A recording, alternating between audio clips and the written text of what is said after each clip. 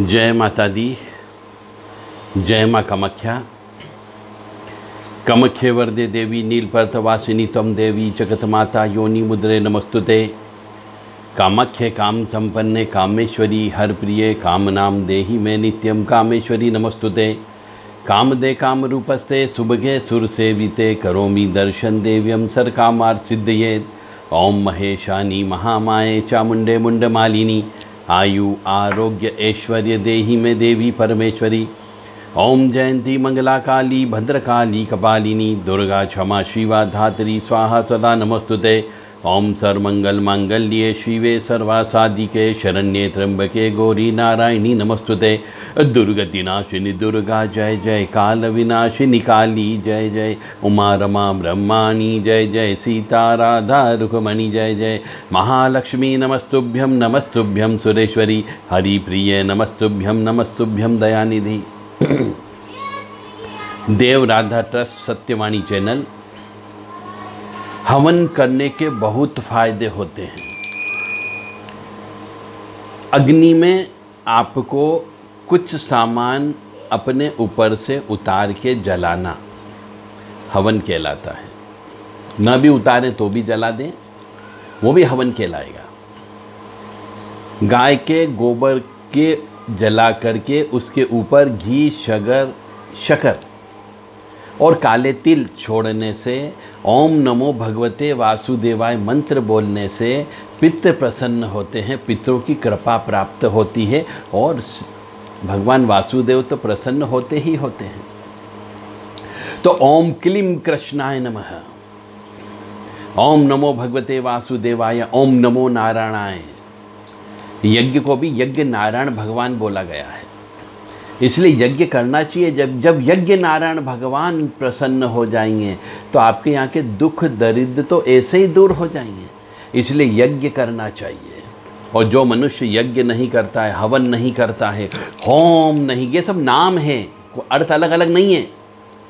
यज्ञ बोल दो, चाहे हवन बोल दो, चाहे होम बोल दो। पुराने ज़माने में जो हमारी परंपरा बनी गई थी कि जब चूल्हे पर खाना बनता था तो उस चूल्हे के अंदर सबसे पहली रोटी पे घी शक्कर लगा करके अंदर डाल दिया जाता था। हलवा बनता था तो उस हलवे को भी एक करछी भर के हलवा अग्नि में डाल देते थे। खीर बनती थी तो सबसे पहले एक करछी भर के खीर जो है अग्नि में डाल दी जाती थी। ये क्या था? ये सर्वप्रथम एक तरीके का भोग दिया जाता था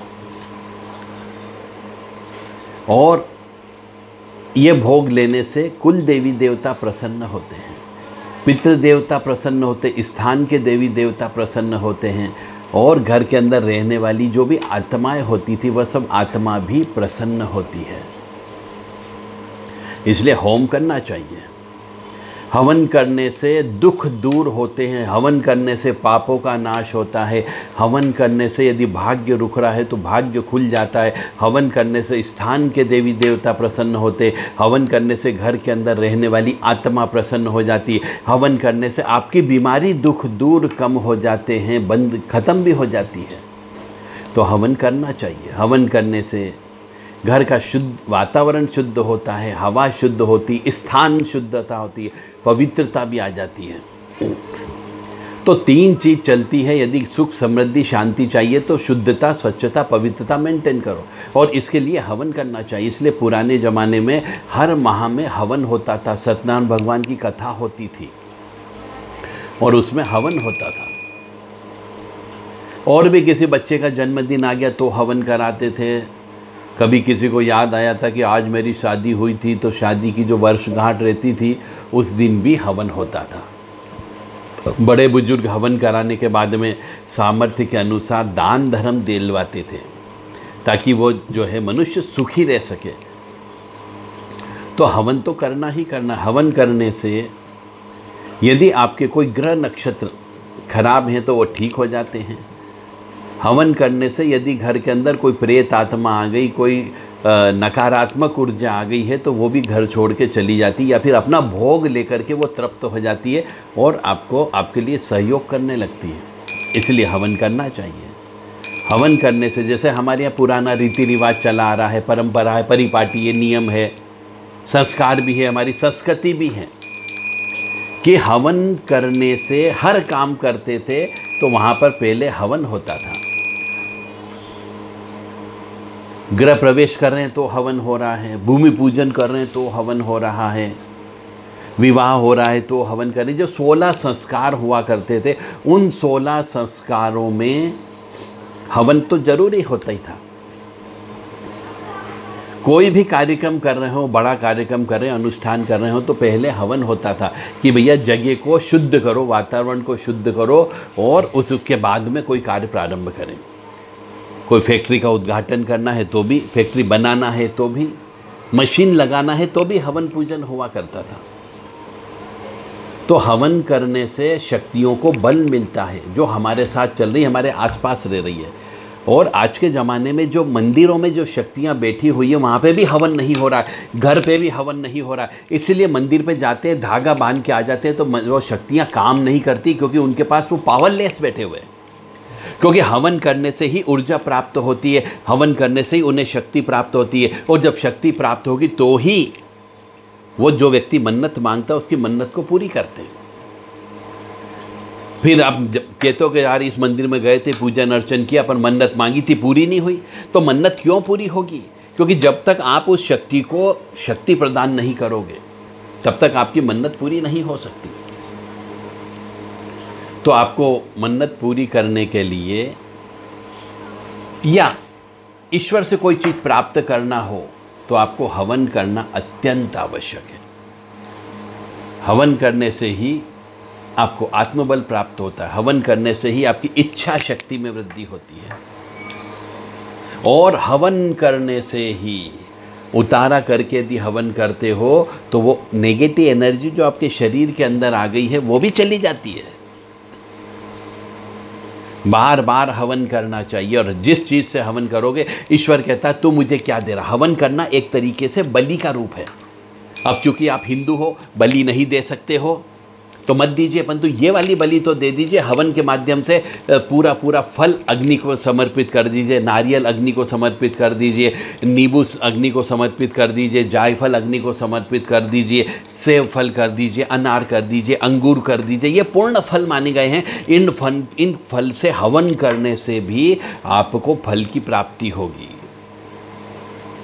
और भगवान कहता तू मुझे दे के देख, तू एक देता है मैं तुझे 10 अवश्य दूंगा, परंतु दे ही नहीं रहे हो आप।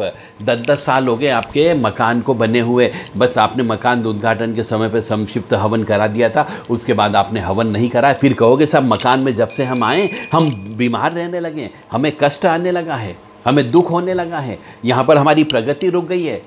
तो आप हवन नहीं करवा रहे हो तो प्रगति तो रुकेगी ही रुकेगी। इसलिए हवन करना अत्यंत आवश्यक है। चाहे वो छात्र हो, चाहे वो छात्रा हो, चाहे वो बच्चा हो, चाहे वो बड़ा हो, चाहे वो बुजुर्ग हो, चाहे वो प्रौढ़ अवस्था वाला हो, हवन करना अत्यंत आवश्यक है। जिस मंदिर में रोजाना हवन होता हो उस मंदिर में जागरूकता बनी रहती है, वहाँ के काम बनते हैं। और जिस मंदिरों में कहीं हवन नहीं होता, साल में 1-2 बार हवन होता है, उस मंदिर में जागरूकता नहीं रहती है। इसलिए हवन करना चाहिए। हम आप कहोगे साहब हमें हवन करते नहीं आता है, पंडित जी को पकड़िए, थोड़ी सी दक्षिणा दीजिए, वो आपका हवन करवा देंगे।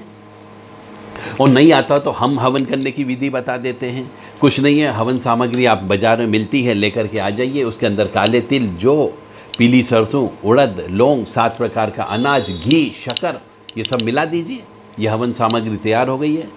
आपको बस पूरबमुखी होकर के बैठ जाइए, आसन के ऊपर अग्नि प्रज्वलित कर दीजिए, आम की लकड़ी लेकर के आ जाइए, वट वृक्ष की लकड़ी लेकर के आ जाइए, पीपल के वृक्ष की लकड़ी लेकर के आ जाइए, 9 ग्रह की लकड़ी लेकर के आ जाइए और हवन कर दीजिए। कपूर से अग्नि को प्रज्वलित करके प्रारंभ कर दीजिए। ओम गम गणपते नमः स्वाहा, ओम उमा महेश्वराभ्यो नमः स्वाहा, ओम सची पुरंदराभ्यो नमः स्वाहा, ओम वाणी हिरण्यगर्भाभ्यो नमः स्वाहा, ओम लक्ष्मी नारायणाभ्यो नमः स्वाहा, ओम कुल देवताभ्यो नमः स्वाहा, ओम इष्ट देवताभ्यो नमः स्वाहा, ओम ग्राम देवताभ्यो नमः स्वाहा, ओम स्थान देवताभ्यो नमः स्वाहा, ओम स्थापित देवताभ्यो नमः स्वाहा, ओम सर्वेभ्यो देवेभ्यो नमः स्वाहा, ओम सर्वेभ्यो तीर्थेभ्यो नमः स्वाहा, ओम सर्वेभ्यो ब्राह्मणेभ्यो नमः स्वाहा, ओम सर्वेभ्यो ऋषिभ्यो नमः स्वाहा, ओम सर्वेभ्यो सिद्धाय नमः स्वाहा, ओम नवग्रह देवताभ्यो नमः स्वाहा, ओम वास्तु देवताभ्यो नमः स्वाहा, ओम गुरुभ्यो नमः स्वाहा, ओम मातपितृ कमलेभ्यो नमः स्वाहा, ओम ऋषिभ्यो नमः स्वाहा, ओम सर्वेभ्यो पितरेभ्यो स्वधाय,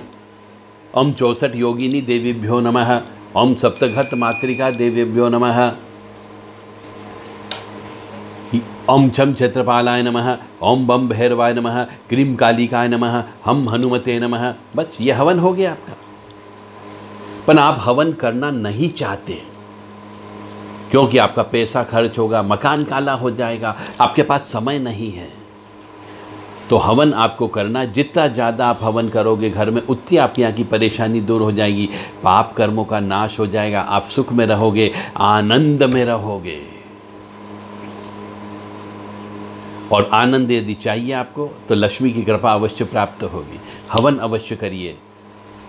जय माता दी, जय माँ कामाख्या। माँ भगवती जगत जननी आपको सुखी रखे, स्वस्थ रखे, प्रसन्न रखे। या जल जल प्रज्वल अग्नि रूपाय ओम हौम ह्रीं सिं ज्वाला देवी नमो नमः। देवी प्रपन्नताति हरे प्रसीद प्रसिद्ध मातर्ग जोखिलस्य प्रसिद्ध विश्वेश्वरी पाहि विश्वंतमीश्वरी देवी चराचरस्य। अयि गिरिनन्दिनि नन्दित मेदिनि विश्वविनोदिनि नन्दनुते गिरिवरविन्द्यशिरोदिनि वासिनि विष्णुविलासिनि जिष्णुनुते भगवति हे शितिकण्ठकुटुम्बिनि भूरि कुटुम्बिनि भूरि कृते जय जय हे महिषासुरमर्दिनि रम्यकपर्दिनि शैलसुते। इस प्रकार से इस स्तुति को भी याद करके बोलिए, निश्चित तौर से आपके कष्ट दूर होंगे, आपके पापों का नाश होगा। जय माता दी, जय माँ कामाख्या।